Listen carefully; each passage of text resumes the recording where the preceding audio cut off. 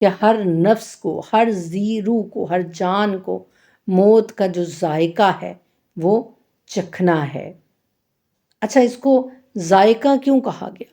ذائقہ وہ ہوتا ہے جو ہم زبان سے ٹیسٹ کرتے ہیں، تو ہر انسان کا جو ٹیسٹ ہے نا وہ علیحدہ علیحدہ ہوتا ہے۔ تو یہاں پر بھی اللہ سبحانہ تعالیٰ نے موت کو ٹیسٹ کہا کہ ذائقہ اس کا تمہیں چکھنا ہے۔ اس کا ذائقہ جیسا ہم بنائیں گے نا ویسا ہر انسان کی موت اپنے اپنے حساب سے ہوگی۔ سب کی موت ایک جیسی نہیں ہوگی۔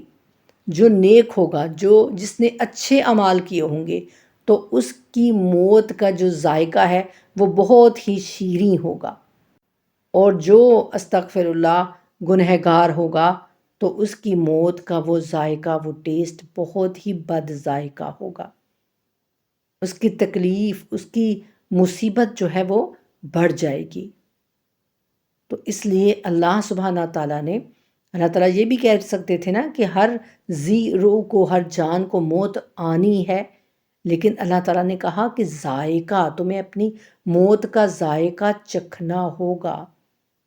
تو موت کے ذائقے سے مراد وہی ہے کہ جیسا ذائقہ ہم اپنی موت کا لینا چاہتے ہیں نا وہ اس دنیا میں ہم نے خود بنانا ہے۔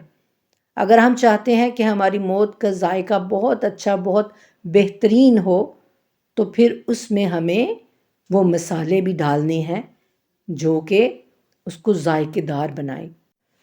ہمیں ہمارے اخلاق اچھے بنانے ہیں، ہمیں دوسروں کے ساتھ صلہ رحمی کرنی ہے، ہمیں چھوٹوں کے ساتھ محبت سے پیش آنا ہے، ہمیں بڑوں کا ادب کرنا ہے، ہمیں والدین کا احترام کرنا ہے، ہمیں اپنے والدین کی عزت کرنی ہے، ان کی خدمت کرنی ہے۔